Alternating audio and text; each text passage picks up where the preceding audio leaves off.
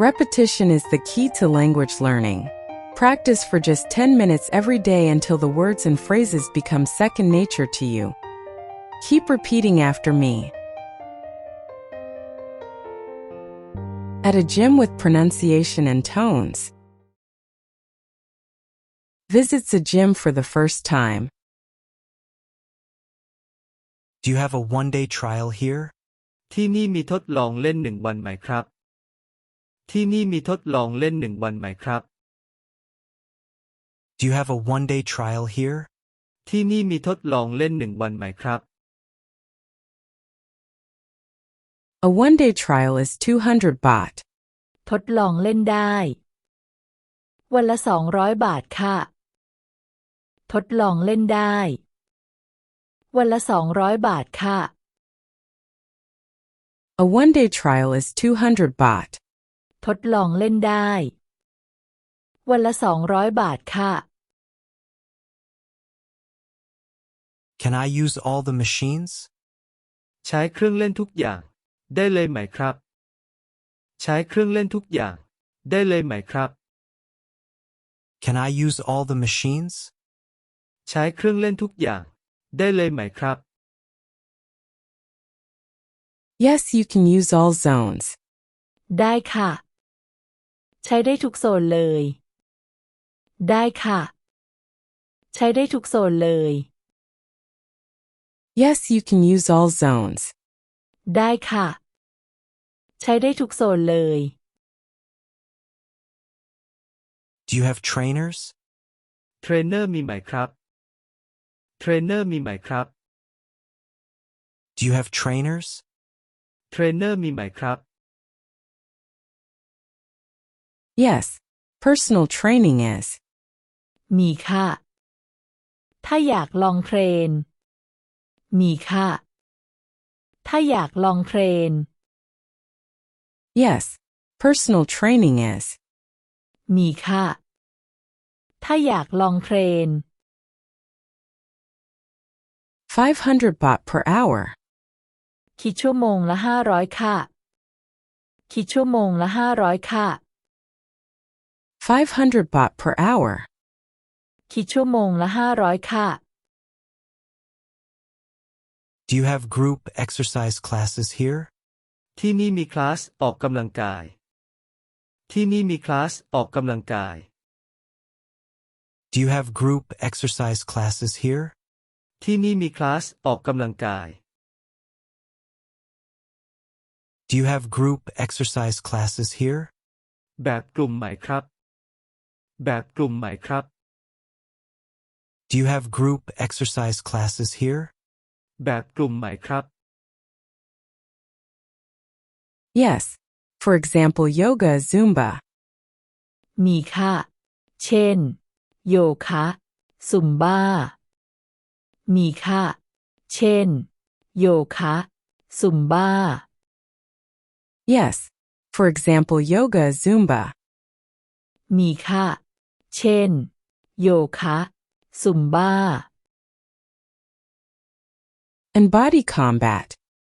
แล้วก็บอดี้คอมแบทค่ะ แล้วก็บอดี้คอมแบทค่ะ And body combat. แล้วก็บอดี้คอมแบทค่ะ Expressions often used at the gym. Are you done?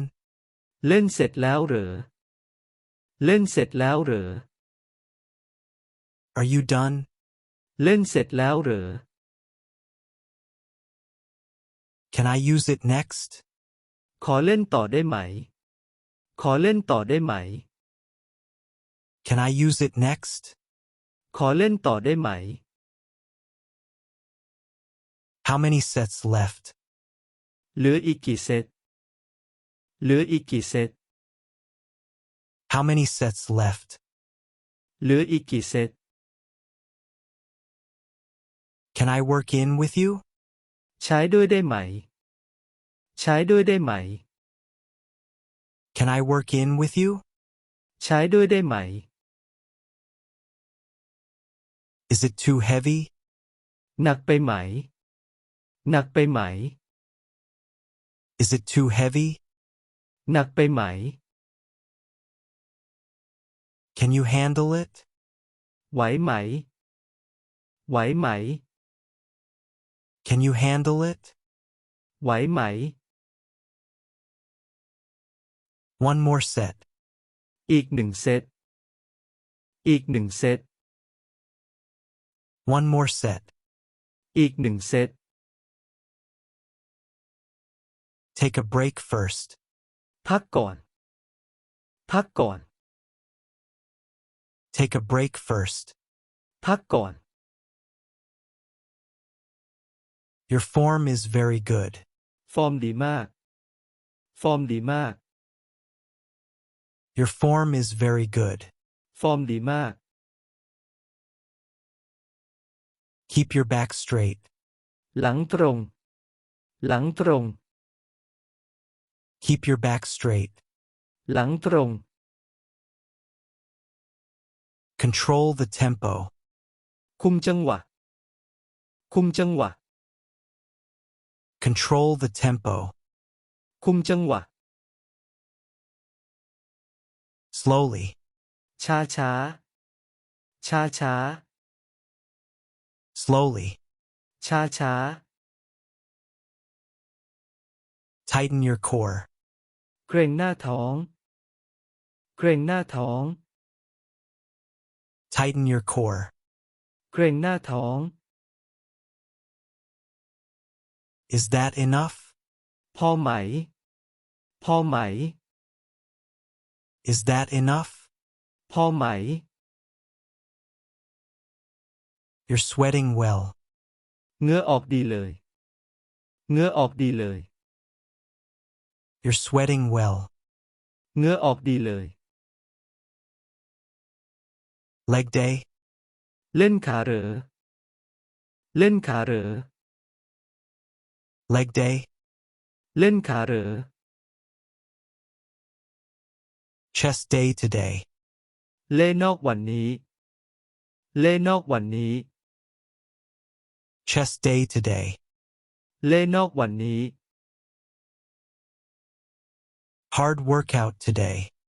หนักมากวันนี้ หนักมากวันนี้ Hard workout today.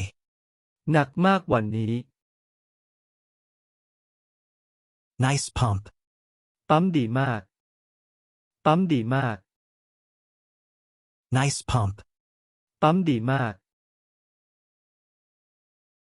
Muscles are growing. กล้ามขึ้นแล้ว กล้ามขึ้นแล้ว Muscles are growing. กล้ามขึ้นแล้ว How many days do you train? ซ้อมกี่วันต่อสัปดาห์ ซ้อมกี่วันต่อสัปดาห์ How many days do you train? ซ้อมกี่วันต่อสัปดาห์ How long have you trained?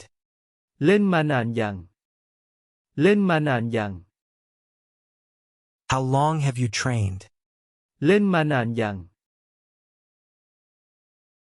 Do you take protein? กินโปรตีนไหม กินโปรตีนไหม Do you take protein? กินโปรตีนไหม Weights before cardio. เวทก่อนคาร์ดิโอ เวทก่อนคาร์ดิโอ Weights before cardio. เวทก่อนคาร์ดิโอ Do some cardio. คาร์ดิโอหน่อย คาร์ดิโอหน่อย Do some cardio. คาร์ดิโอหน่อย Very fit. ฟิตมาก ฟิตมาก Very fit. ฟิตมาก Awesome. สุดยอด สุดยอด Awesome. สุดยอด At a gym with pronunciation and tones,